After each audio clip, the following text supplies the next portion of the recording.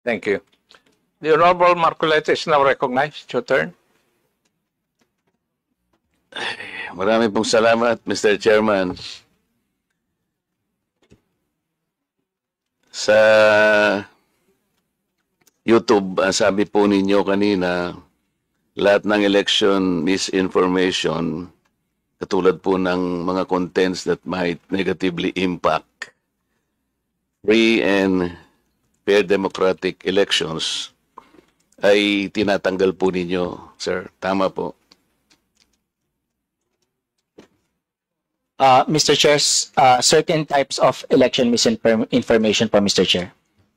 Kasi po ngayon, actual po yung nangyayari sa akin. Ako'y binabas po ng, hindi naman po masyadong marami. Ngunit dahil nga po doon sa pagkakasabi ko na there is no such thing as West Philippine Sea, meron pong isang Commodore na tumawag sa akin na traitor.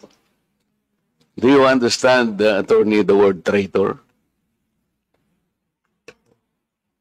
Yes, Mr. Chair. Yun ba ay shocking? Yun ba ay incendiary? Yun ba ay demeaning or inappropriate language for a member of Congress like me?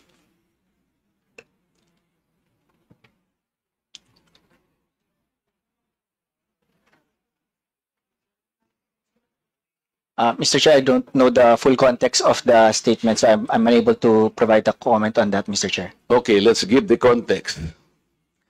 Nung po kasing nakaraang hearing, ang nagsuggest po na i-educate po natin ang ating mamamayan sa mga nangyayari sa West Philippine Sea, ito po ay pinasimulan po ng CICC. Siya po yung executive director po ang nagsabi na kung ang pag-uusapan po yung complexities surrounding this troubled sea, ay kailangan po nating ma-educate, ma-impormahan lahat ng ating mamamayan.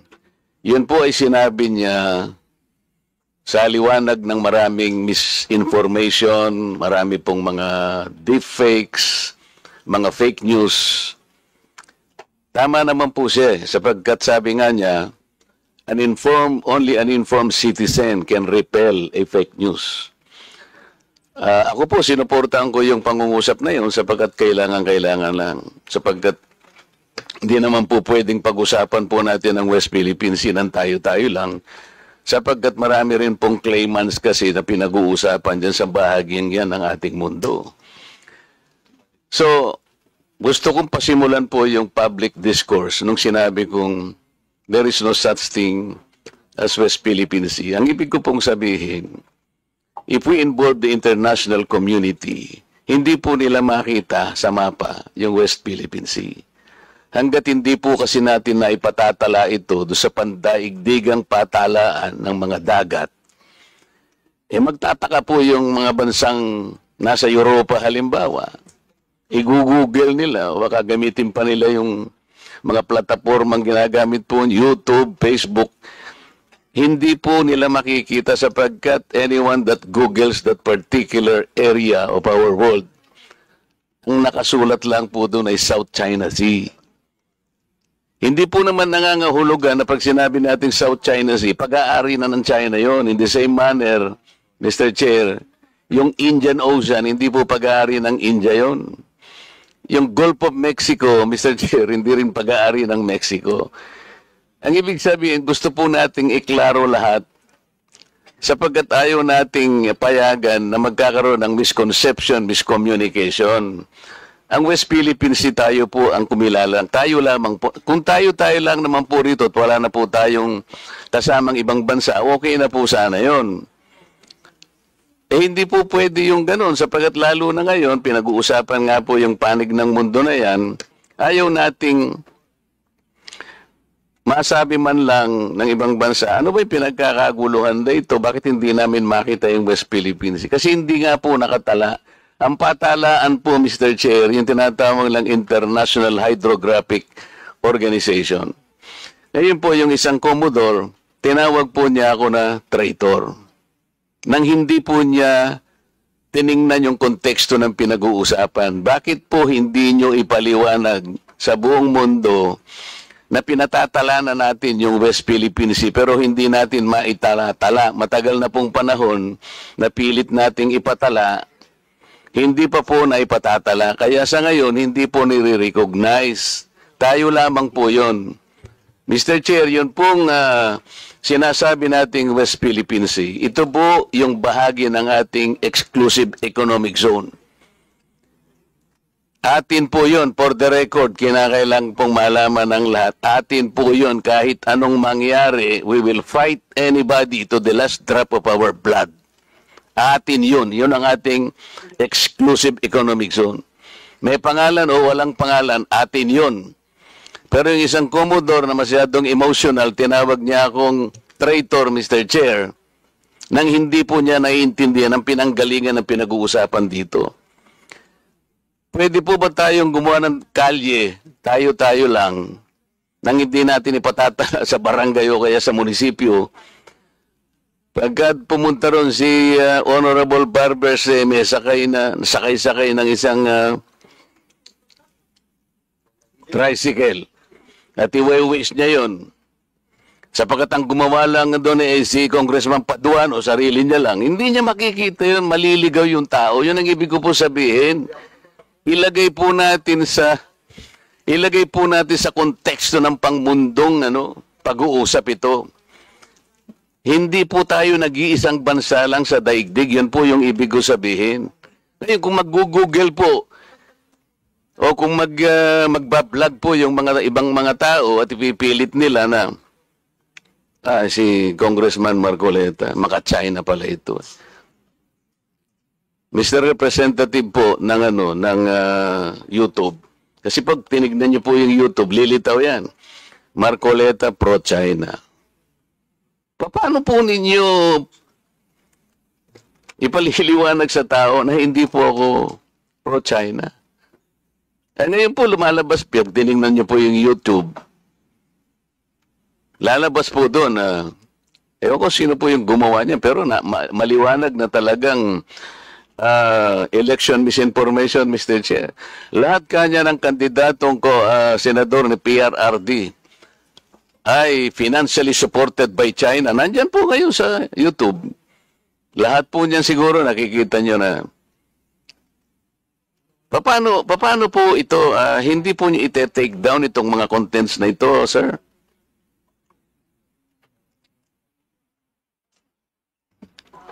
So kung meron pong magre-report nung content, i-assess po yung content against sa mga polisiya po. At, makikita po ninyo doon, sir, na I was called a traitor at yung statement ko raw is a disservice to the nation. It came from no less than the spokesman of the Philippine Coast Guard. I believe he is here.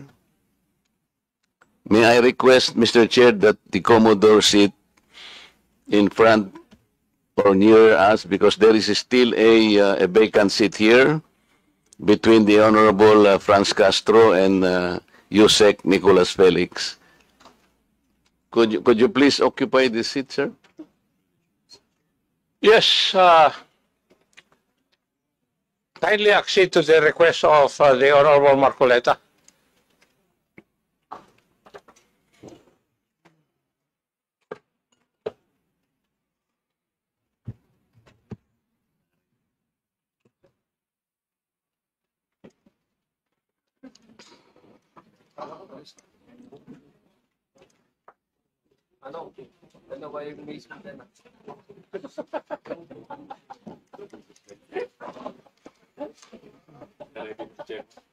May I continue, Mr. Chair? Please proceed. And thank you for acceding to my request, Mr. Commodore. You just called me a traitor, sir.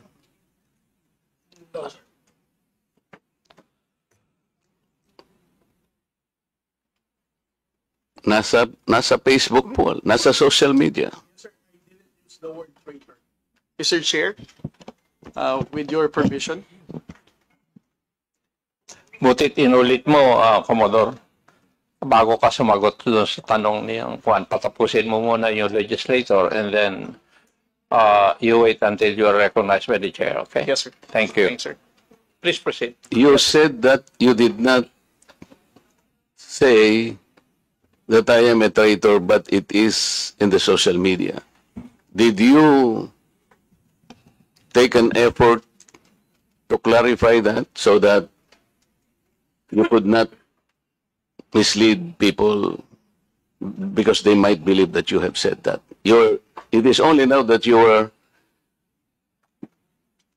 disowning this statement. Mr. Chair. Mr. Chair. Yes, sir. To the Honorable Marcoleta, sir. Let's put it on record. I did not use the word traitor in describing your statement that the West Philippine Sea ay kathang-isip lamang po. Let me read my post on X. I stand by the statement of President Bongbong Marcos when he said, ang West Philippine Sea ay hindi kathang-isip natin lamang.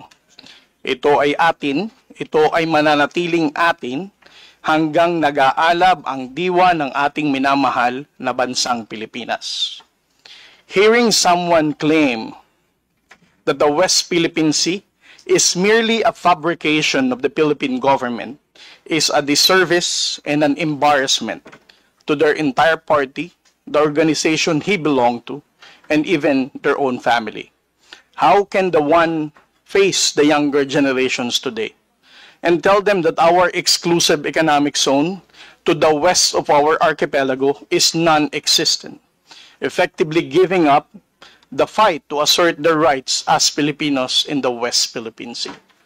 Mr. Chair, sinabi ko ba na katang-isip ang West Philippine Sea?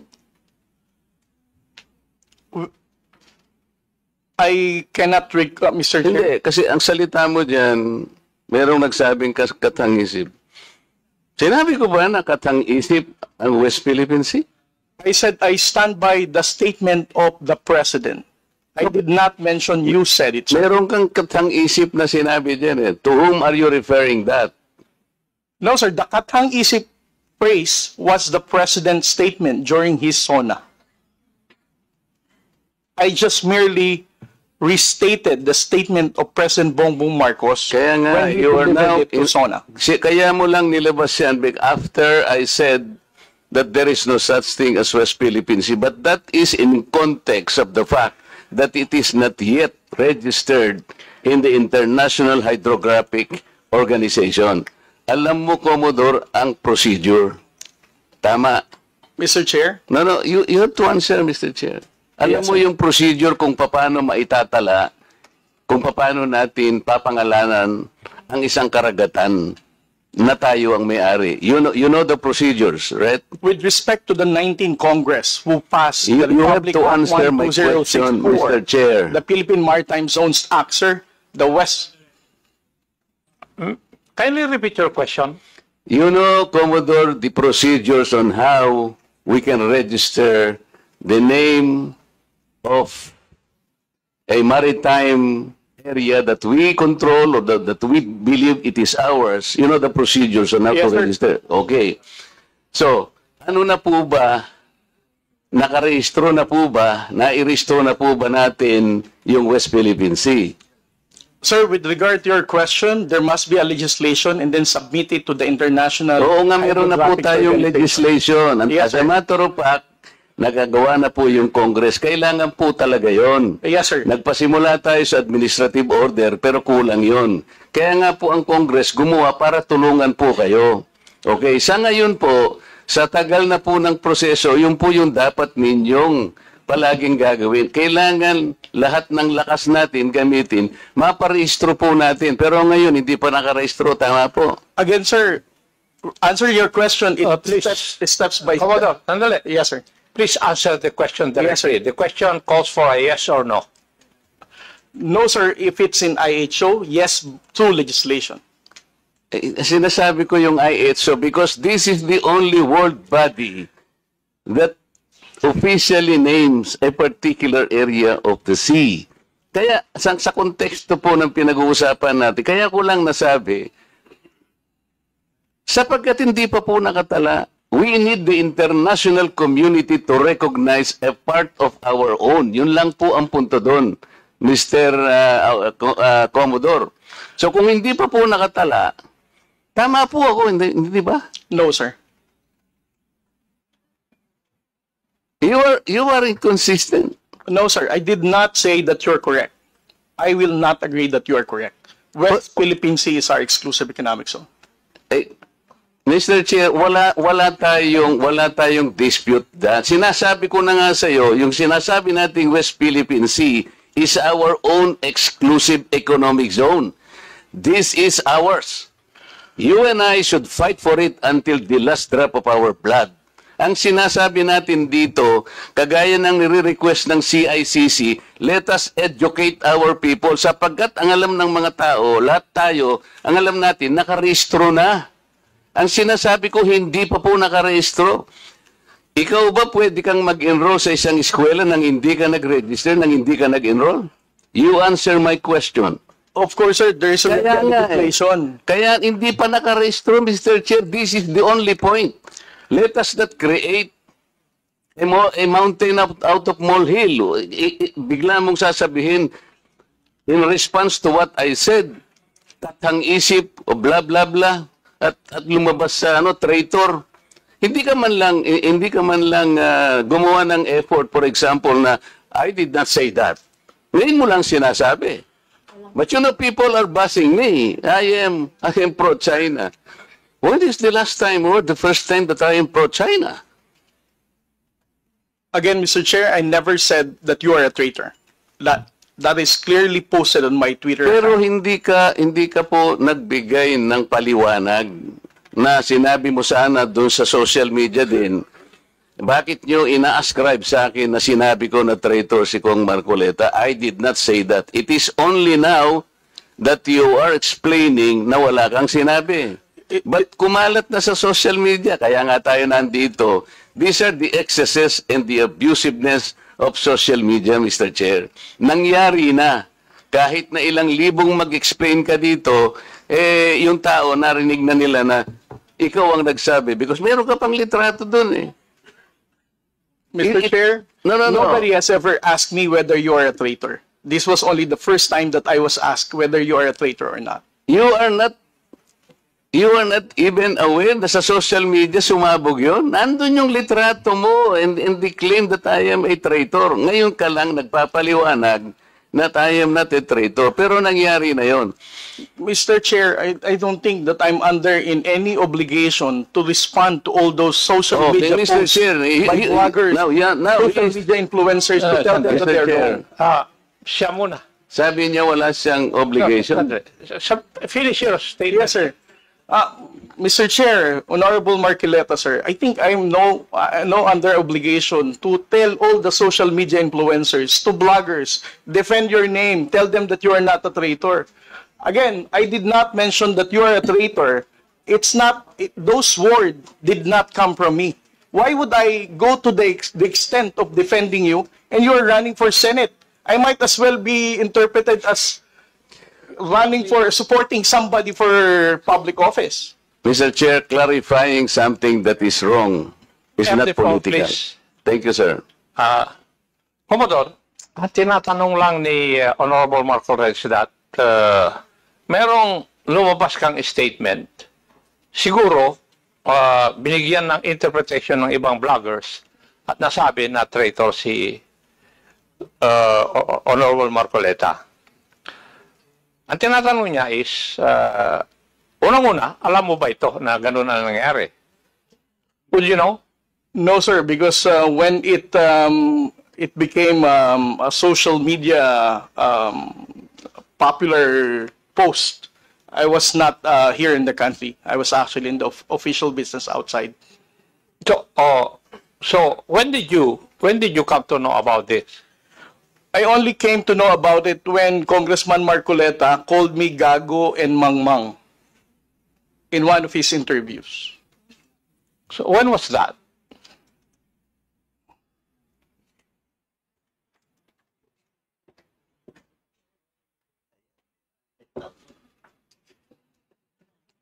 during his interview last February 10, huwag tayong magpagago at magpaka-ignorante katulad ng Commodore na yan.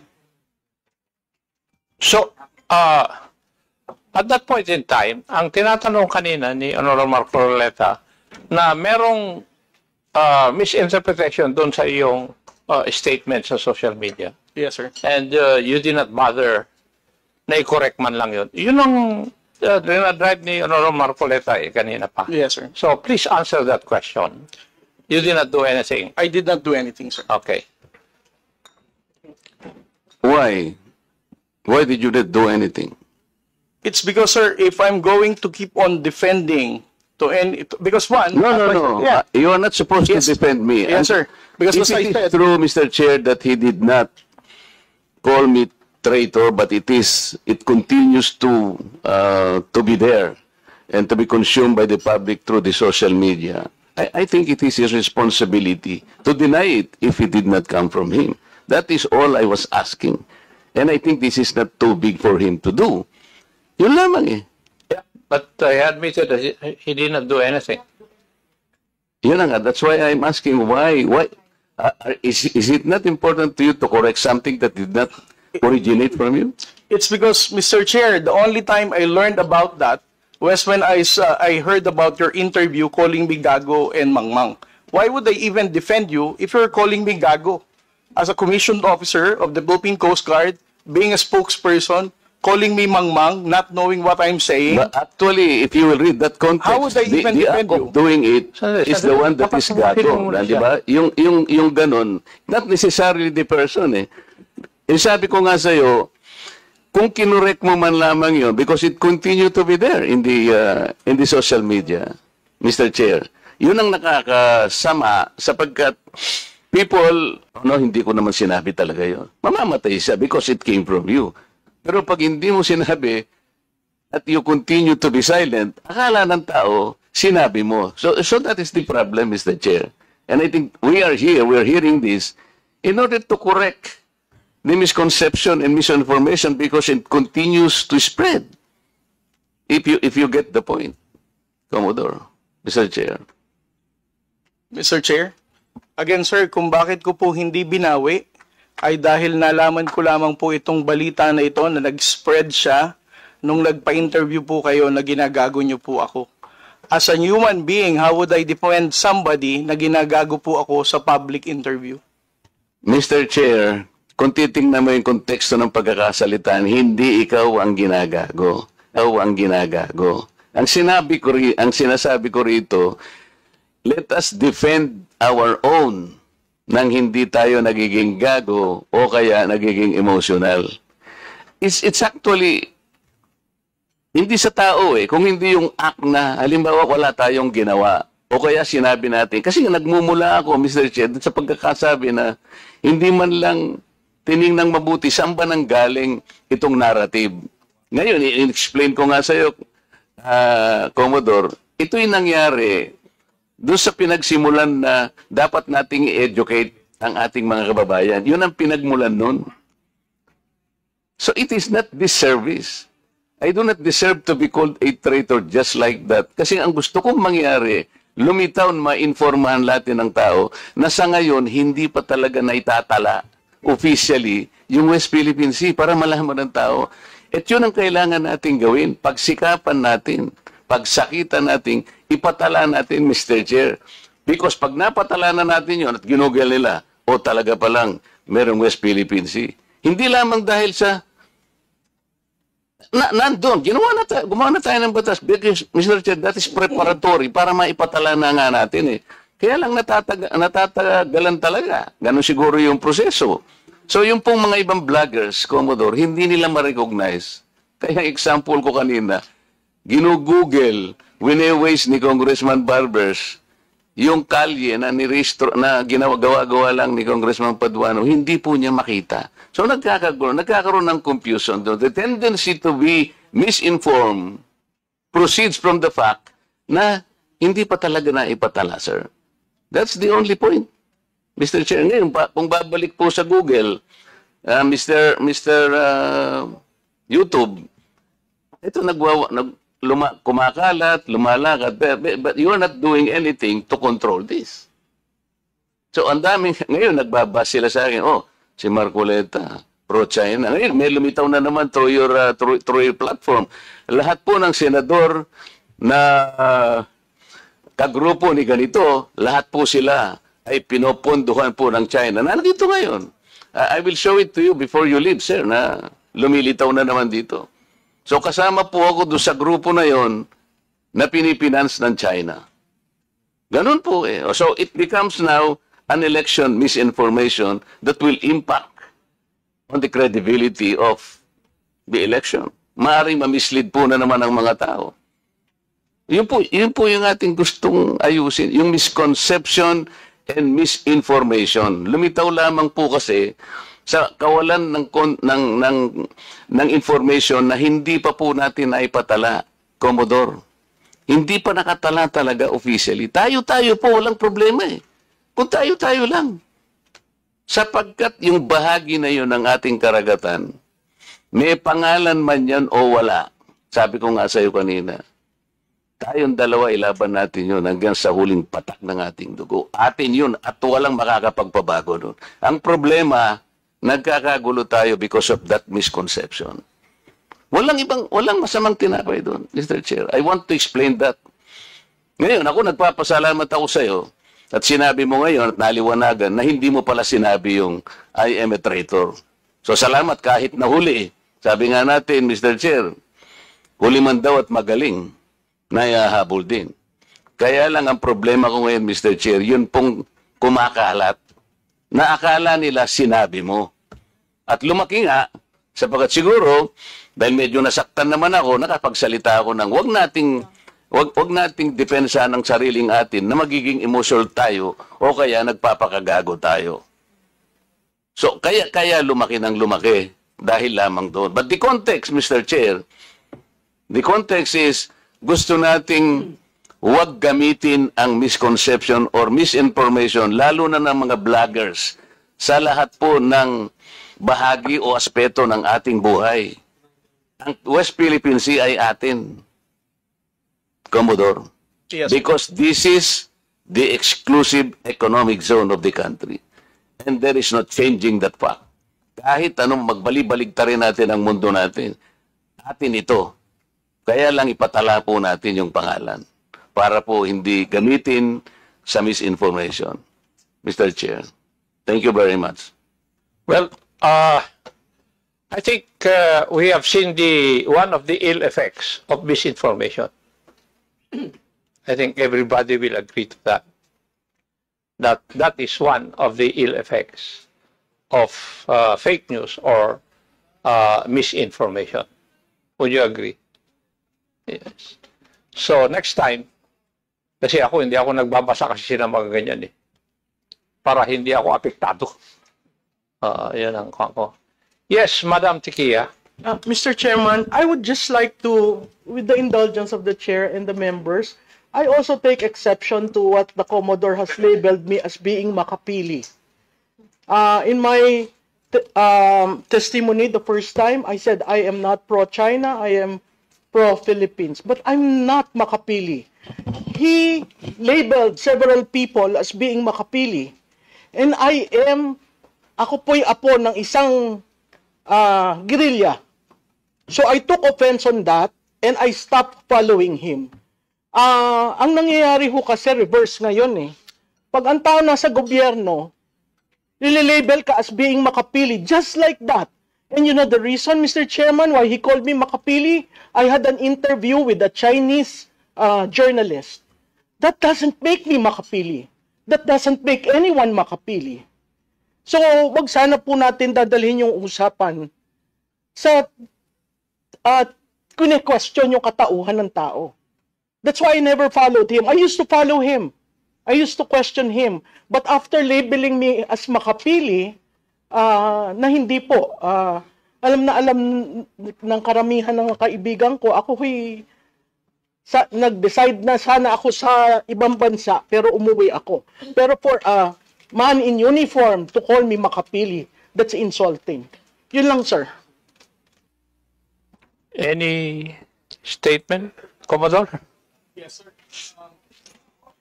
The Global Times is the known propagandist of the Chinese government.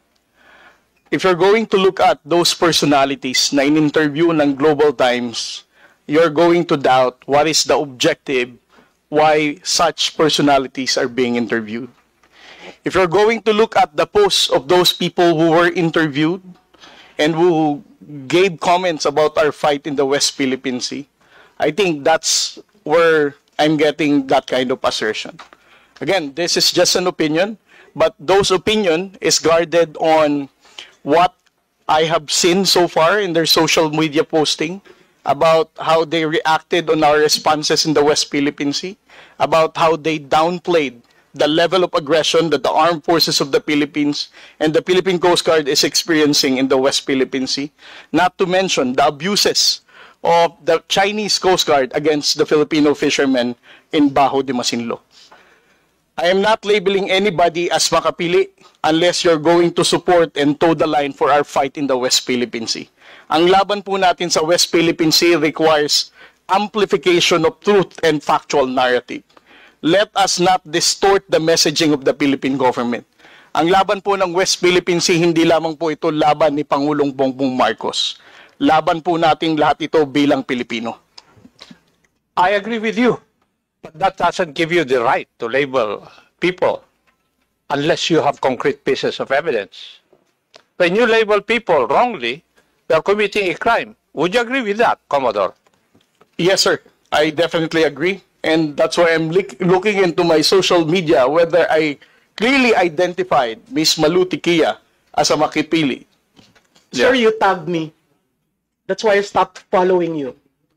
And that was, sir, Mr. Chairman, that is one interview. I received invites for interviews, whether political, whether campaigns, and that is one. How can you label me without knowing me first? That's my point. Being makapili in your time and the time, it's something that we hold dear. We do not want to be labeled makapili. But he readily labeled me with one interview. That doesn't define me. That doesn't define my belief in the Philippines and on South China Sea. At Commodore, ang laban ho sa South China Sea, nagsimula pa yan nung unang-una pa. Mr. Chairman, hindi point lang of ngayon. order, Mr. Chairman. Sandali. Thank you, Mr. Chair. Yes. Kaya nga po, nagkakaroon ng hearing na ganito dahil nagiging problema na natin yung fake news Otherwise, this issue would not reach Congress. Ako nga, to tell you frankly, yung mga anak ko ang nagsabi sa akin, smile at nakipagkamayan lang ako kay Honorable Franz Castro. Nililabel na ako na friendly with the left. O nag-I5. Anak ko ang nagsabi no dahil hindi ako nagbabasa ng ganyan Sayang lang yung oras. Kasi I need to discern whether the news presented there are true or not. And that would need time for me to discern or to find out, to validate whether it's true or not. So, never mind. It's just a waste of time. Yun ang aking paningin dyan. That's why I'm not affected kung ano man ang sinasabi. Nangingiti na lang ako pag naiinis si Honorable Marcoleta pag sinasabi na traitor siya. Anyway, Honorable... Chairman, just, I will not anymore raise a point of order, but this is just a reminder to all the members, to all the resource persons. In the hearing, any hearing, we do not allow that exchanges of, Mr. Chairman, exchanges of accusation against from one resource person to another. We have a different venue for that. And with due respect to Ma'am Malu, Ma'am, sorry po kasi ganito yung rules natin, no? It's between the good Commodore and of course the issue raised by Congressman Marcoleta. Now, we should not attack resource person to that question and attack statements coming from the resource person mismo. Thank you po, Mr. Chairman. Thank you po. Thank you. Before I give the floor back to the Honorable Marcoleta, let me recognize the presence online of the Honorable Maria Rachel J. Arenas. Magandang hapon po. Yes, Honorable Marcoleta, please proceed. Colonel, did Commodore. okay. Commodore, you graduated from the Philippine Military Academy? I'm But- 3 weeks short of my graduation. Would you like to say, or you would like to explain why you did not succeed in graduating from that great military academy? Yes, Mr. Chair. As what the chairman, General Acob, knows, we have the honor code among the Cadet Corps Armed Forces of the Philippines. I was charged of cheating with other 7 of my classmates, and it was a gentleman's agreement. If you violate the honor code, you formally file your resignation, and then you just leave, sign the clearance, and get out of the Philippine Military Academy. And that's 3 weeks before my graduation, sir. I never insisted because I respect the honor code. But did you violate the honor code? Yes, sir, we did. That's why I resigned for the good of the service. Okay, but that's not my question. We need to defend our exclusive economic zone with all our might and with all our life, because it is ours. Hindi lamang yung EEZ, merong continental shelf, territorial sea and all this. These are maritime rights, which even the UN Convention of the Law recognizes. We had an award, yung arbitral award between the Philippines and China, and the subject matter is the South China Sea. You know that, Yes, I'm sure. In that particular award, the tribunal ruled that the Scarborough Shoal is a traditional fishing ground. Yes, sir. I'm sure you studied that. Traditional fishing ground proceeds from the traditional fishing rights, or TFR, which is a private right fully recognized under public international law. Yes, sir. You agree? Traditional fishing ground. And in that award, the tribunal said, well, the Vietnamese, the Chinese, and the Filipinos can freely fish in that area because it is a traditional fishing ground. Mr. Chair, I think the good Commodore and the rest of the agency that is bound to protect our fishermen could have started along that line. Because a traditional fishing right is a private vested right. It does not concern territory. Sa aking palagay, Mr. Chair, mas magandang maging magandang simula yun. Let's talk to China. And I believe China will recognize the traditional fishing right. Because in the year 2000, I will remember that they had an agreement with Vietnam in the Gulf of Tonkin. If you will study that. Nagkaroon sila ng agreement, and they divided that fishing ground among themselves. Something that we can also do para hindi tayo nagkakaroon ng girian. Pinag-uusapan lang naman dyan are the living resources in this particular area. Bakit hindi po natin binibigyan ng emphasis? Why don't we initiate something positive along that line? We had that tribunal ruling. Sabi niya, it is a traditional fishing ground. Bakit hindi natin sila kausapin on that basis? Marami tayong jurisprudence, international jurisprudence. In 1974, pag-aralan po ninyo, Mr. Chair, yung mga maritime cases that was ruled by the tribunal. Yung case ng Federal Republic of Germany against parang Holland, and also Great Britain against Holland. Yung alam po ninyo, yung ruling is the same.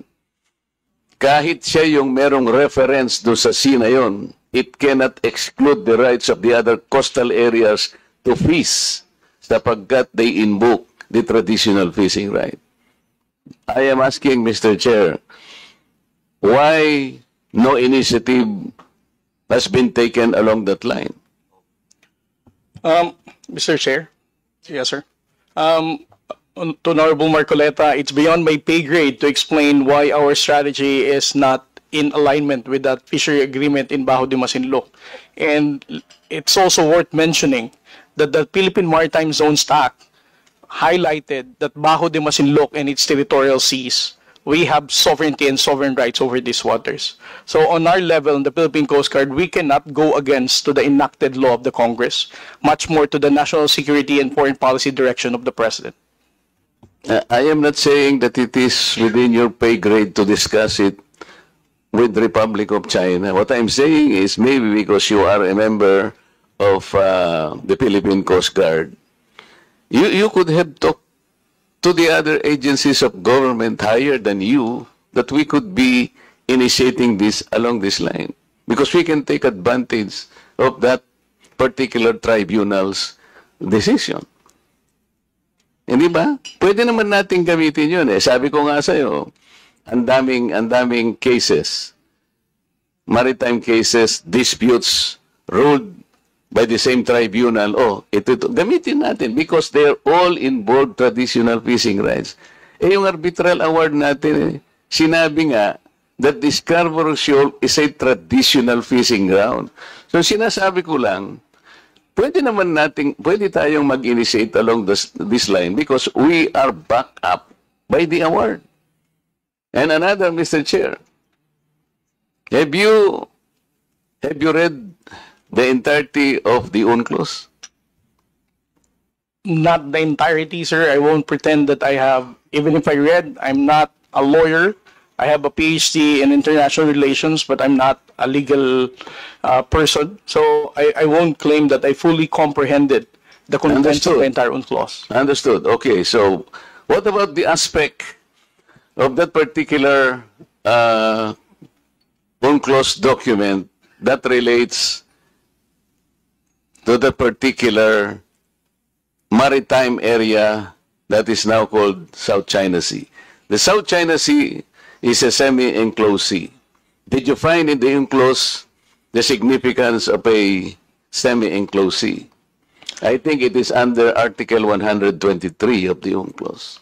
Kung tinatanong ko lang, sir, kung nabasa mo lang. Mr. Chair, I'm not the proper resource person to respond to this kind of question, sir.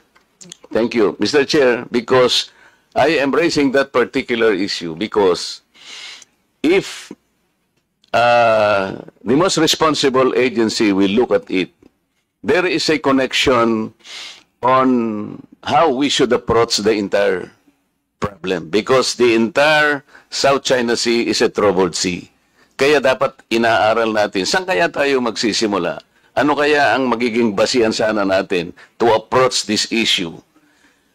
Because if you will look into the definition of a semi-enclosed sea, which is under Article 123, makikita natin doon, Mr. Chair, na yung palang mga coastal states, kasi tingnan po ninyo,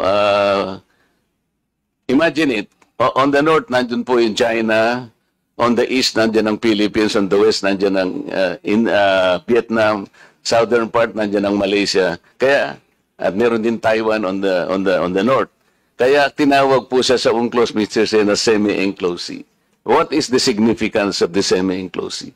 Sinasabi po ron, pagka po yung body of water is a semi-enclosed sea, lahat po ng coastal states has the responsibility to coordinate, to cooperate in the exploration, the research, development of that area. We can utilize that as the cornerstone of our defense na. Oh, sinasabi pala rito dapat cooperative ang approach. Hindi sa'yo yan. Kasi even in the description of the sea, tayo dapat nagko-cooperate. So, sinasabi ko lang ito, Mr. Chair, because of the complications and the complexities of the South China Sea.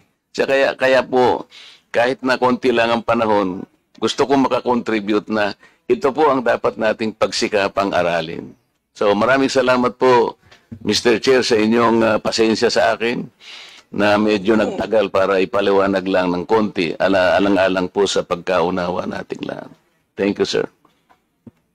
Thank you, Your Honor.